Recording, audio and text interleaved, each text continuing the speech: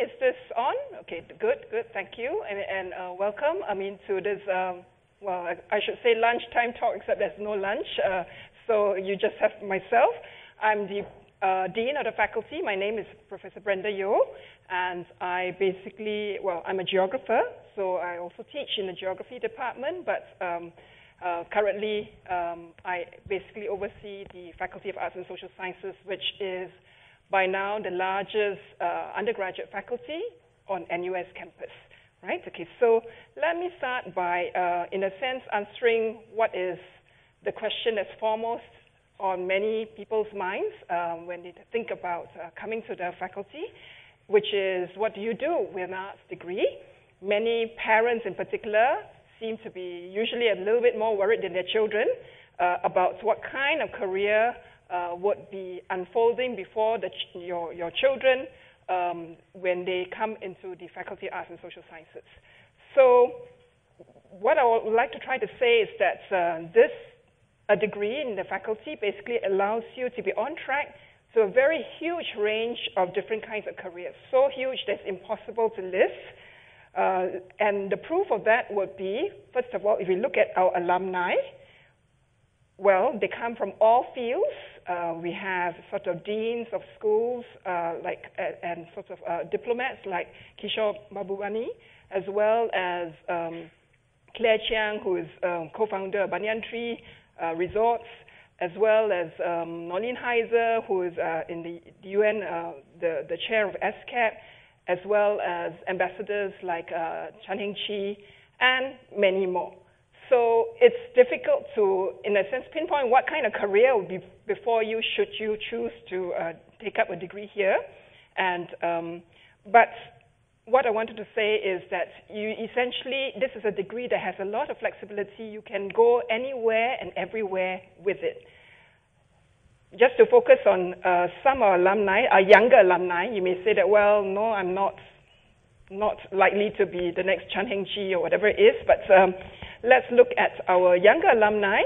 In those who graduated in the 1990s, for example, we're Diana Sir, class of 1994. She did Japanese studies and communication studies, and she's now, of course, a very well-known TV presenter and founded her own company, Diana Sir Communications. Tan Boon Hui is one of my students. I taught him in both his undergraduate years as well as he did his master's with me. And he comes from the class of 1992. He did geography. And what he's doing now, he's director of the Singapore Art Museum, right? So you might say, what has geography got to do with being the director of an art museum? And you'll be even more surprised if I tell you that he did his research, his honors thesis on cemeteries with me. So half the time we were wandering around in burial grounds, you know, I'm getting bitten by mosquitoes, and look where he is now with the kinds of skills that he learned as a geographer and as a member of the faculty. He's now director of the Singapore Art Museum. Fu Sek Min, class of 1995, did sociology. He's a very faithful alumni of ours, and he is now executive vice president of the airport management group, the Changi Airport Group, right? So you want to run airports, do sociology perhaps, right? Okay, so that's some of our alumni. There are hundreds of them, which I can't showcase, but these will be the ones from the 1990s. If you look at those which are born, say, 10 years later in nearer your age group, basically, in the 2000 sort of age category, they've also done very well. And in all kinds of different fields as well. Kenny G, well, maybe because of his name, is a very, he's really embarked on a blazing trail as far as being a writer and director. He did English literature in class of 2007, and he went on to do a master's in fine arts at Tisch. And he has won the Voice Award at the 5th Singapore Short Film Festival. This film, Meet at Block 320, I dare not watch it because it's a black and white movie about The Walking Dead. So not the kind of film that I can bear watching, but apparently it's very, very good and very, very well done. Liang Shiqi, class of 2005, is an economics graduate as well as a USP scholar. And she is, she first went to work for Goldman Sachs. So the story here is you don't really need to do business in order to get on in the business world. She did economics and USP, and she first went on and became executive director at Goldman Sachs, after which she came out to set up her own company, an online clothing store called La Petite Society. Guess what it specializes in? Baby clothes and accessories. Okay, I looked at the website, very sort of chic and stylish kind of clothes that you can dress babies in. So that's Shiti's passion, and this is what she's done with her degree from the faculty. In other words, I can go on and on and on, but essentially it's impossible to list the kinds of career opportunities out there. This is just some. We've left some of the bubbles empty because you could probably fill in anything, and if you do well with an arts and social science degree, that will take you places. So apart from becoming a doctor, a vet, some of the lawyers have joined degrees with arts, so I can't even say you can't be a lawyer. So maybe, unless you want to be a doctor or a vet, don't come here. The rest of you basically actually have a place in the faculty, given the very wide range of careers that opens up before you. Okay? Okay, so these are some of the companies that our students have found jobs in, from SIA to Media MDA and so forth. Okay, so the second thing that I wanted to say is that if you're thinking very hard, should I be choosing to come into NUS in the arts, or should I be choosing to go to one of the other universities perhaps? Then let me say something about credentials to in a sense, convince you. I mean, coming to NUS, coming to FASS is a way of gaining world-recognized credentials. Of course, credentials are not everything and anything in the world. I mean, we don't chase them for the sake of chasing credentials. But it's important to go to a university where your degree basically will stand you in good stead wherever you go. In terms of, for example, you decide that a BA is not enough, you want to go on to do a master's, you want to go to a foreign university to do your higher degree, then it really does matter where you graduate from, because the honors degree that you have from this faculty will stand you in good stead because it's well recognized. Why? Because we have done very well in all the rankings. So I've just shown here the QS rankings, and we've been steadily progressing. I think a year ago we were 12 and 13. This year we are 11th for arts and humanities and 12 for social sciences, and first in Asia.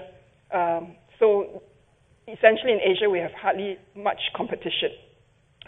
If you look at sort of the recent sort of press, basically tells you over and over again that NUS is essentially emerging to become a major competitor for the top league of universities, right? I mean, QS again ranks us as number 8 in rankings by subject. Why? Because if you look at this, it doesn't work, but the highlighted bit shows that we were ranked in the top 10 in 12 subjects, right? So, I mean, of the number of subjects ranging from the sciences to the humanities, in 12 subjects, NUS features in the top 10. This faculty has 3 subjects that feature in the top 10, right? As well as another 5 or 6 in the top 20.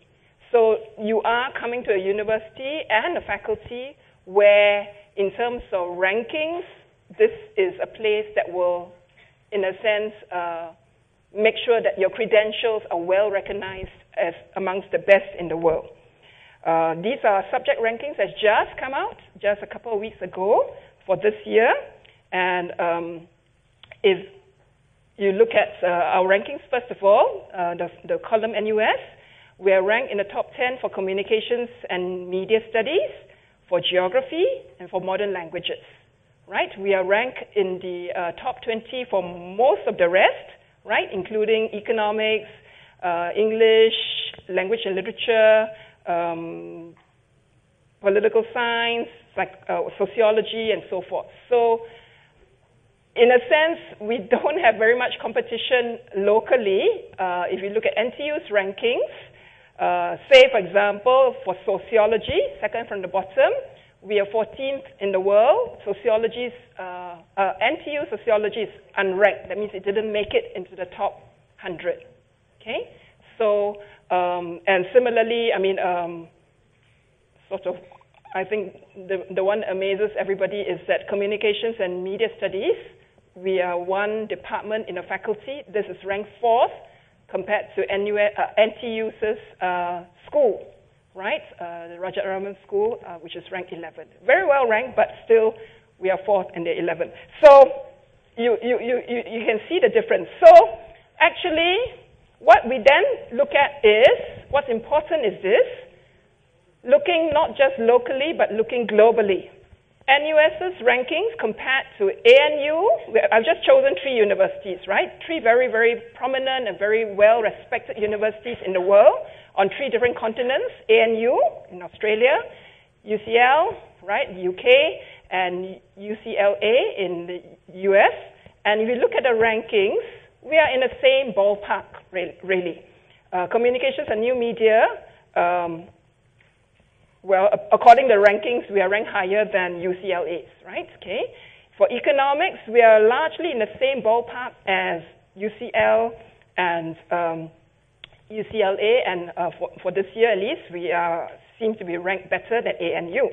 For English language and literature, again, we are more or less in the same company, right? I mean, as these universities.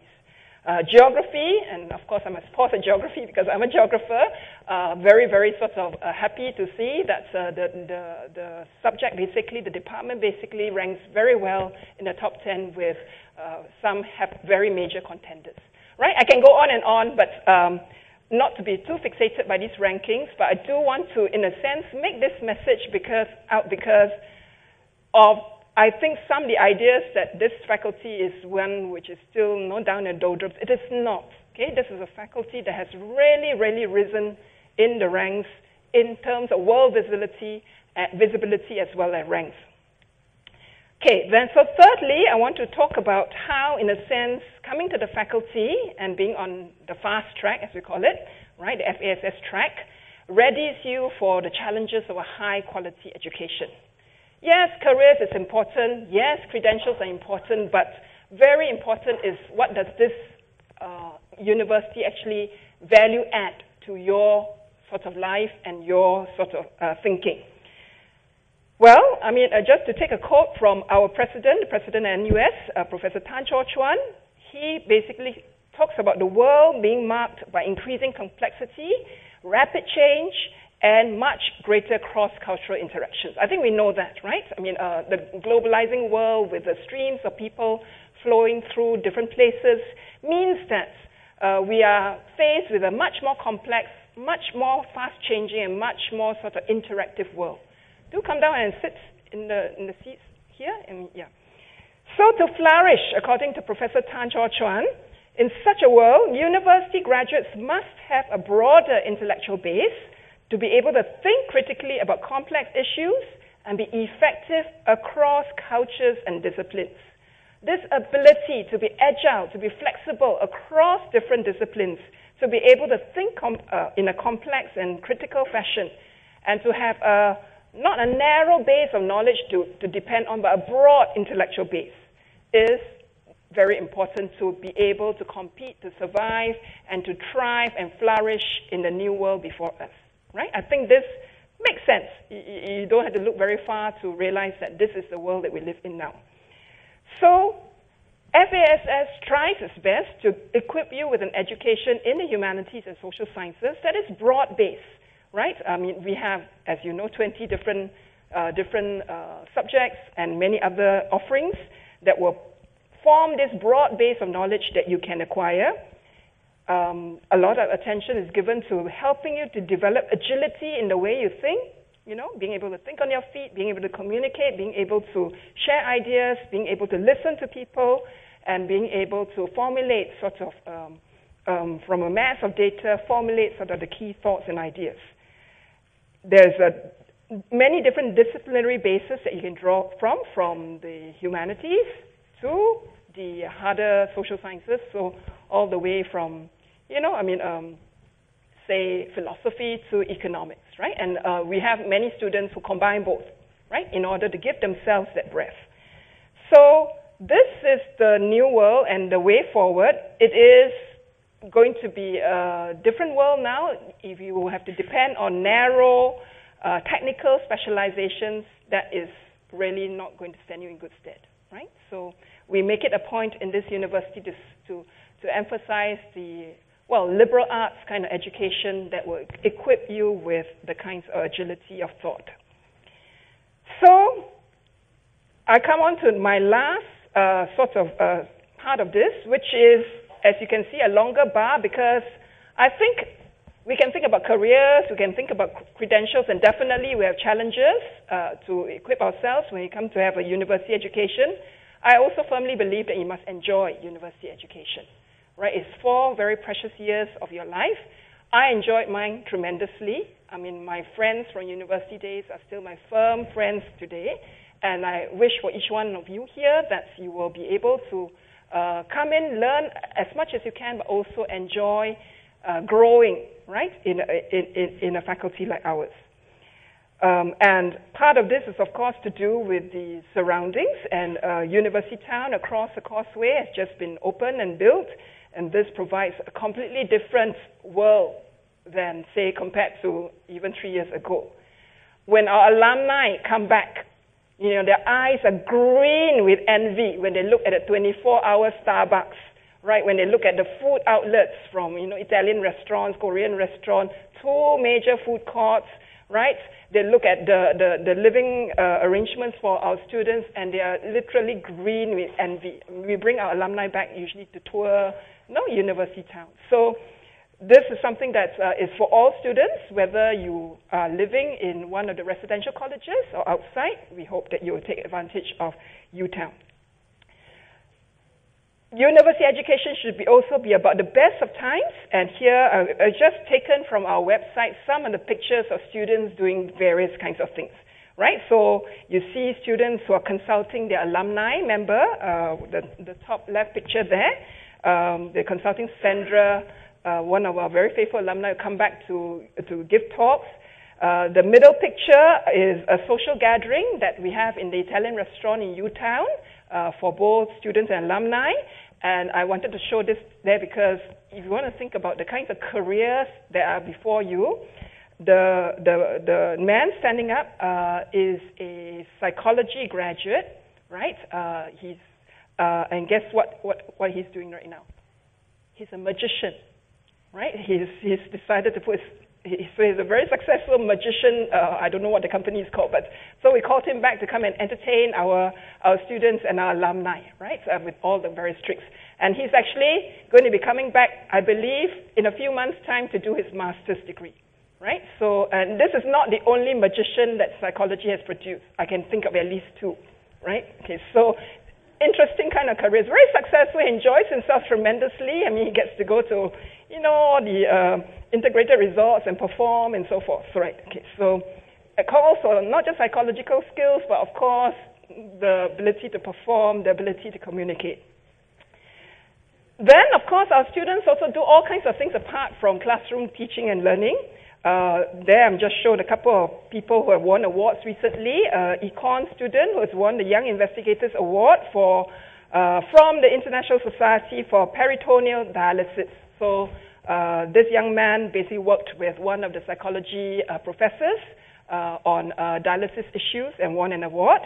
The one below is a youth fellow who attended the International Monetary Fund World Bank annual meeting recently. That's an econs graduate. And the one that's standing sort of on one hand upside down is a sociology grad who chose to do his internship, to the horror of his parents, in South Africa, right? So, and he had a whale of time. He learned so much. It made him literally a new person. He survived. Nothing happened to him. So it's the kind of fun that you can have at university days that I wish for all of you. So in that sense, hopefully university will be the best of times when you come to the faculty. I'm going to run through the rest very quickly because I think you can get the same information from the booth as well. You can, of course, design your own journey here. FASS is very, very flexible, and to make it one that you enjoy, make sure you plan according to your interests and your strengths, right? Both are equally important, what you're interested in and what you're good at. You could do different options, single major, major, minor, double major, double degree, joint, double degree with leading international universities. So it's up to you. I won't go through the different subjects because you have heard this in other talks. The 20 different majors that we have, right? Okay, as well as some of the multidisciplinary programs and languages. I won't go through that because you would have heard this in other talks. I just want to say a little bit about our minor programs. You could do a minor in any of the major programs, right? So you want to do a minor in psychology or Southeast Asian studies, that's perfectly fine. You could also do a minor in any one of these interdisciplinary minor. A minor is basically six modules. So China studies, cultural studies, English studies, film studies, gender studies, GIS, geosciences, health and social sciences, petroleum exploration, religious studies, science, technology, and society, urban studies. So most of our students are so confused that they don't know what to choose. Okay, but I will suggest that you study this carefully. There's this brochure that you can pick up, which will give you more information on our minors. So as you know, we have recently launched several new minors. I'll just focus on the three. The minor in health and social sciences that looks at health from a social science perspective, and how health is related to the social world as well as the scientific world, right? We have also recently introduced a minor in film studies. So those of you who like watching films and making that part of your education, that's something to go for. I actually had students asking about the minor in petroleum exploration, right? If you're interested in finding oil, I suppose I don't know very much about this. This will be a module that has very good career prospects in that particular very lucrative field. Okay, so we provide breadth. We also insist that there's some depth, right? All of you will do at least one major. The major will equip you with the depth in one of the various subjects. So you could do many things. You could decide that you do a single major only, right? I mean, you're totally in love with geography, as I am, and you will only do geography as your major. So this will be your pathway.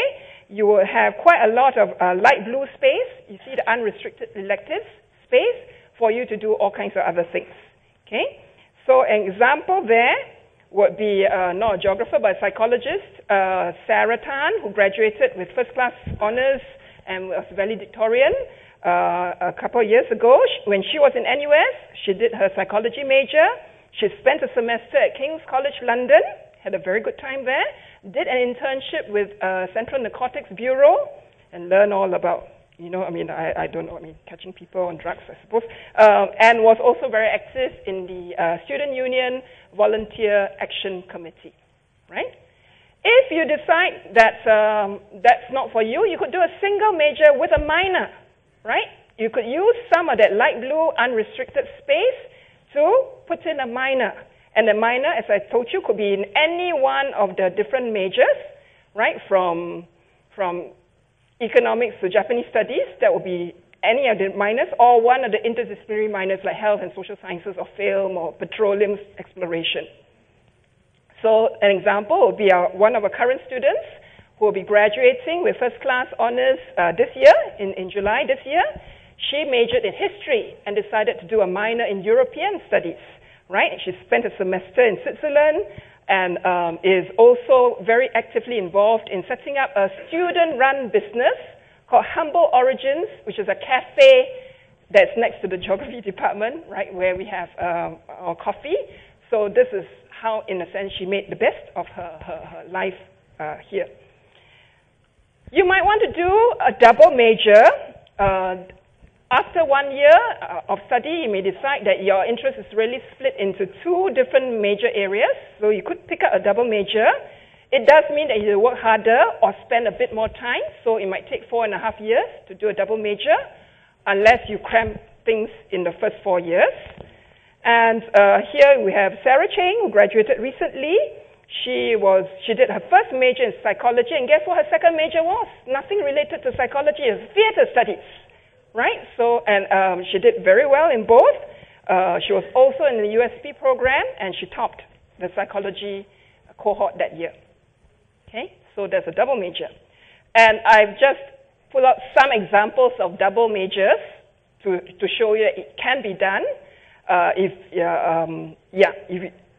And here we have people who combine economics with Chinese studies, sociology, Chinese language, history, economics, CNM with geography, philosophy, history, sociology, CNM, and all kinds of other things, psychology and Japanese studies, economics and South Asian studies. So you could combine many different kinds of interests. If you want to take it a notch up, then you do have to be a very good student, right? To take up the challenges of a double degree, right? To graduate a double degree is hard work. It's not for everyone. But you will benefit from two complementary sort of disciplinary areas in two different faculties. And you can essentially design your own, okay? So you could do one of the structured double degrees.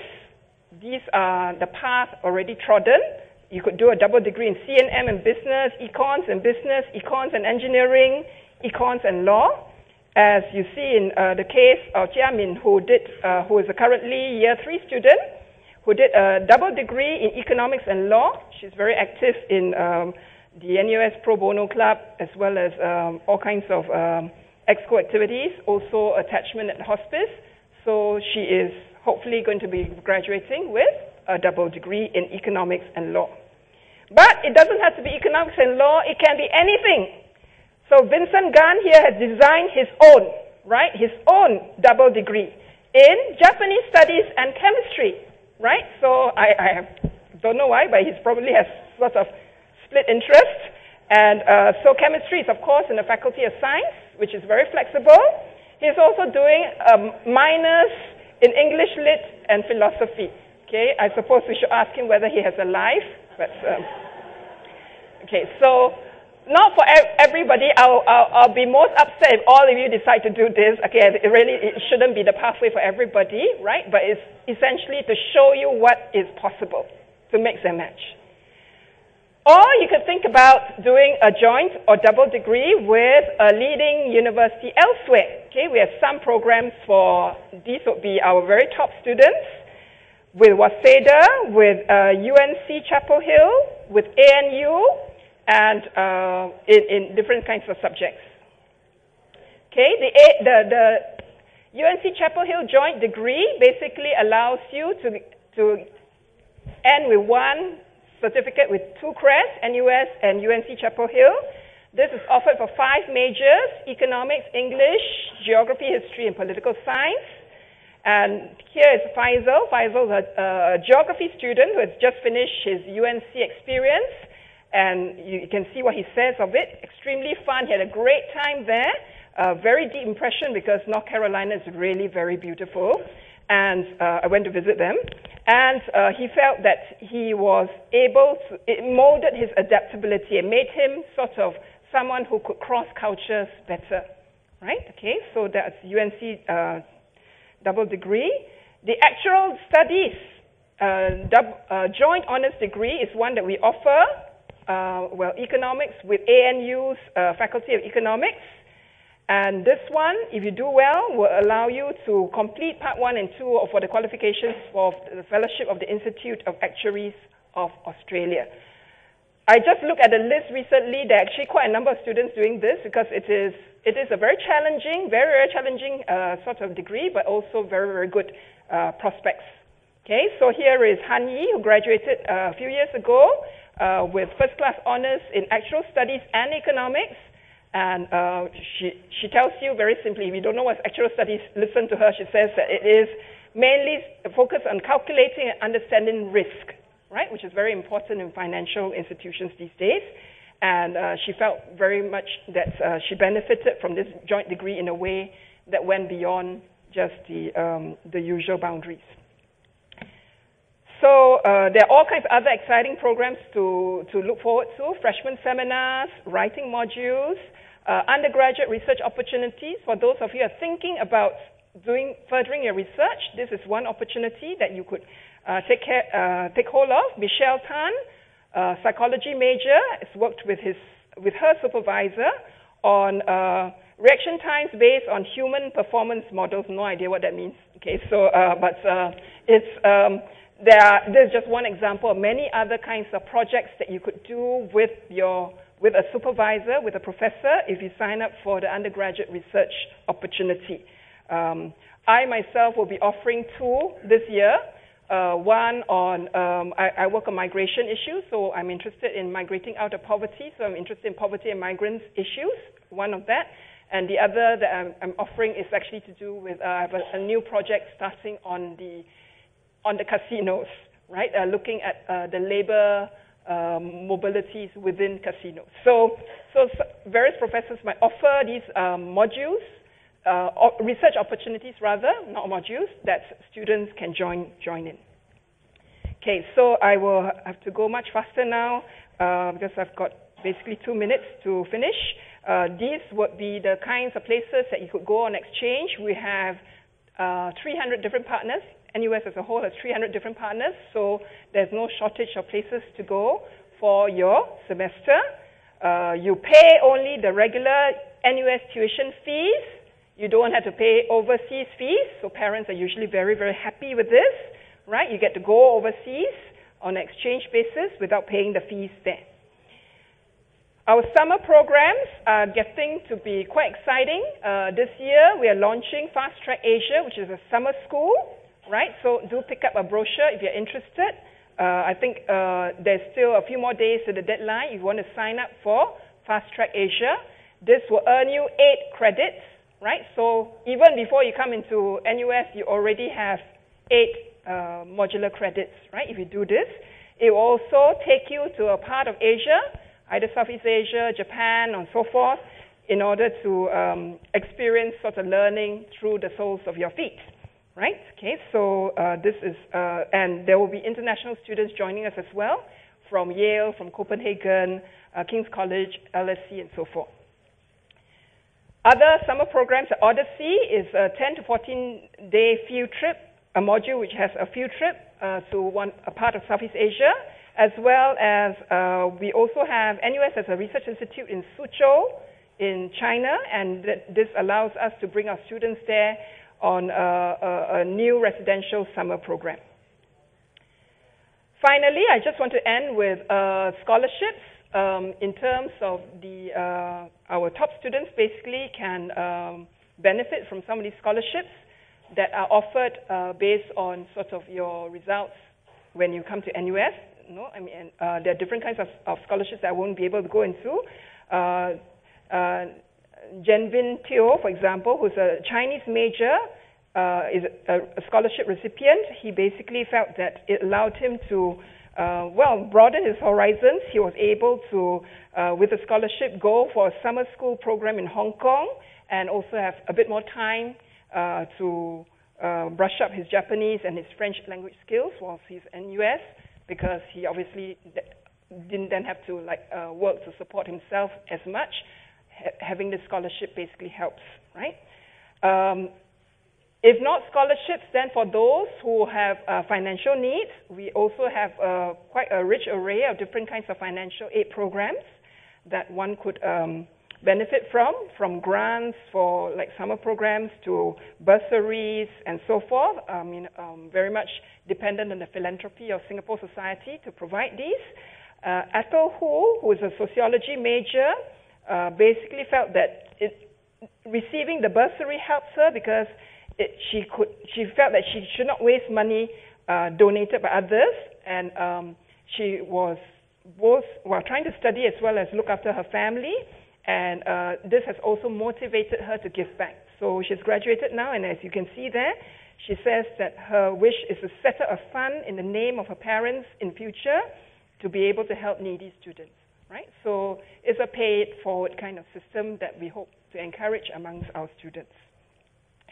So if I could end with just, the words of Henry Miller, which says that one's destination is never a place, but rather a new way of looking at things. So it's not so much getting to the end of the journey that's always important.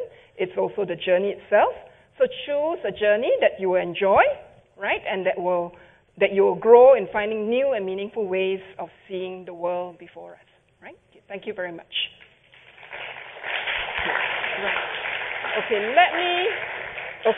So let me introduce the various speakers for the next part of the talk, which will be, they're just going to give short, kind of 5-minute introductions to the Asian studies.